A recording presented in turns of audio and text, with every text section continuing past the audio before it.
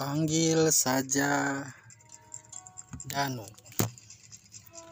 Danu seorang karyawan yang bekerja di pabrik kain yang berada di Jawa. Langsung ke ceritanya. Selama dirinya tinggal di daerah pabrik tersebut, baru pertama ini dia mengetahui mesin produksinya mati. Biasanya, kata Danu, sebelum produksi ada sejumlah ritual yang dilakukan, misalnya melepaskan kepala sapi ke laut. Matinya mesin produksi secara mendadak membuat Danu disuruh oleh atasannya bertanya ke juru kunci, yakni Pak Eki yang sudah pensiun.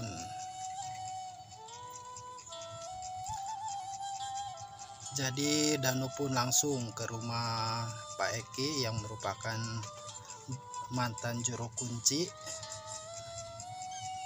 Dia pun sesampainya di rumah Pak Eki sebagai juru kunci menyampaikan hal matinya pabrik tersebut atau mesinnya. Danu dan Pak Eki akhirnya kembali ke pabrik dengan mengendarai Vespa. Dengan susah payah sampai juga akhirnya Pak Eki dan Pak Danu di rumah atau di pabrik.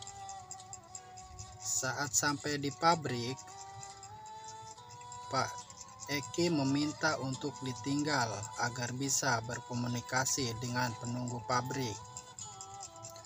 Tak disangka ternyata ada sosok berukuran besar yang tangannya menutupi cerobong asap mesin produksi. Ungkap Pak Eki yang sudah berkomunikasi dengan penghuni pabrik tersebut. Dia menutupi cerobong asap tinggi banget, itu ditutupi sama sosok itu, makanya nggak mau keluar asapnya.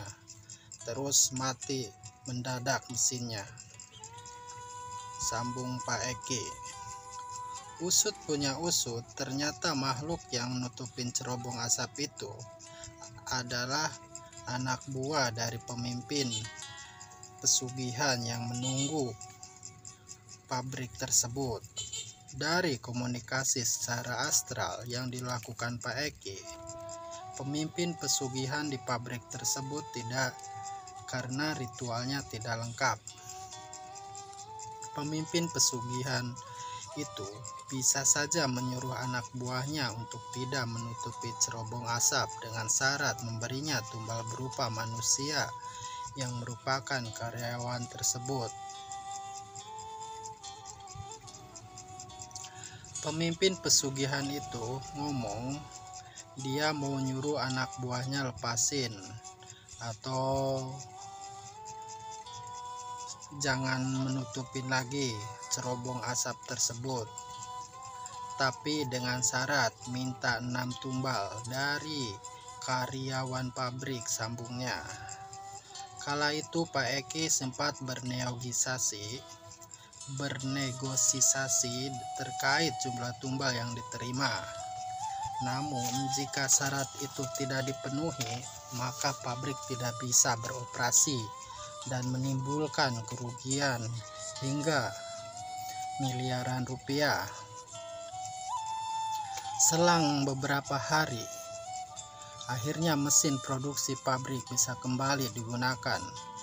Suatu hari saat jam makan siang, Danu duduk di kantin dan mendengar obrolan 3 karyawan yang bercanda soal kematian. Jadi si Danu itu lagi berada di kantin, kemudian ada karyawan yang dari kejauhan terdengar samar-samar bercanda tentang kematian, dan ketiga orang tersebut berkata biasanya yang mati duluan itu orang yang sudah tua. Menurut pendengaran Kang Danu dari kejauhan. Keesokan hari, Danu dan karyawan yang nyeletuk soal kematian itu masuk di shift yang sama, namun bapak tersebut menunjukkan gelagat yang aneh. Saat berada di area gudang yang berada di ketinggian, bapak tersebut sering diam saat ditanyain oleh Danu yang curiga dengan gelagat anehnya. Sampai akhirnya bapak tersebut menghampiri Danu dan mengatakan ingin turun ke bawah. Anehnya, bapak tersebut bukan turun lewat tangga, tapi lompat. Dia lompat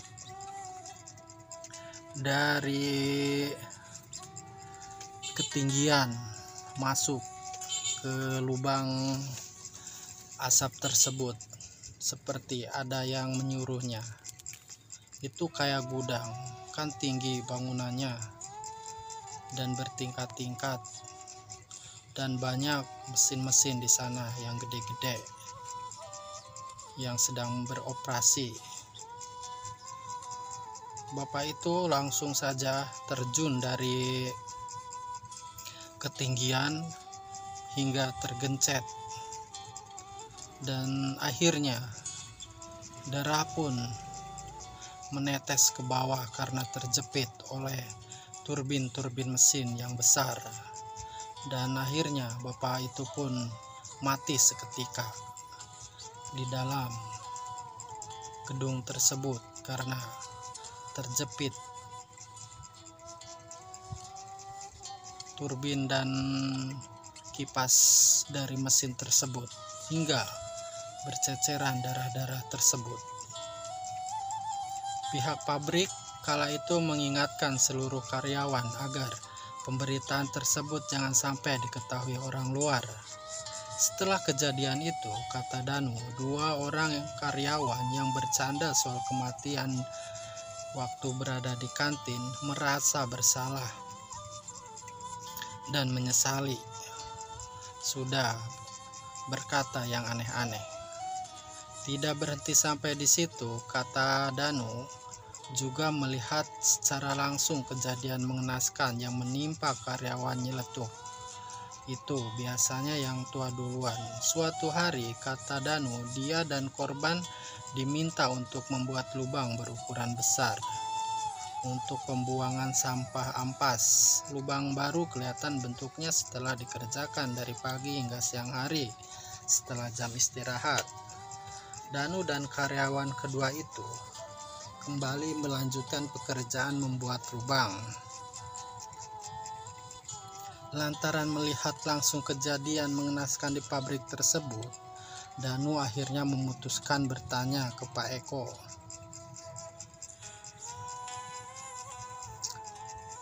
Sebelum nanya ke Pak Eki, habis istirahat kita lanjut, kata si Danu. Dan dia istirahat, si Danu turun duluan, kemudian temennya itu belakangan, dan si Danu udah turun di bawah di kantin nungguin, tapi nggak keluar tuh temannya. Dan dia pun sampai malam menunggu, ternyata tidak ada. Sampai keesokan harinya pun semua karyawan tidak melihatnya. Lantaran melihat langsung kejadian mengenaskan di pabrik tersebut, Danu akhirnya memutuskan bertanya ke Pak Eki. Pak Eki menuturkan benar akan ada 6 orang yang akan jadi tumbal, namun dia enggan menyebutkan siapa dari bagian mana yang akan menjadi korban. Pak Eki nggak mau menyebutin di mana atau bagian mana yang akan menjadi tumbal. Tumbal ketiga cerita Danu bukanlah karyawan pabrik, melainkan bagian dari keluarga yang mempunyai pabrik. Hal ini dialami oleh Pendi karyawan ketiga yang ngobrol di kantin. Pendi cerita ke Danu baru saja menikah dan istrinya sedang hamil. Satu hari saat berada di shift yang sama, Bandi meminta Danu untuk diantarkan ke tempat Pak Eko karena merasa gelisah. Saat berada di rumah Pak Eko, Bandi memaksa untuk dijelaskan apa sebenarnya yang membuat gelisah. Pak Eko kemudian menjelaskan bahwa calon buah hatinya menjadi salah satu tumbal yang diinginkan oleh penunggu pabrik.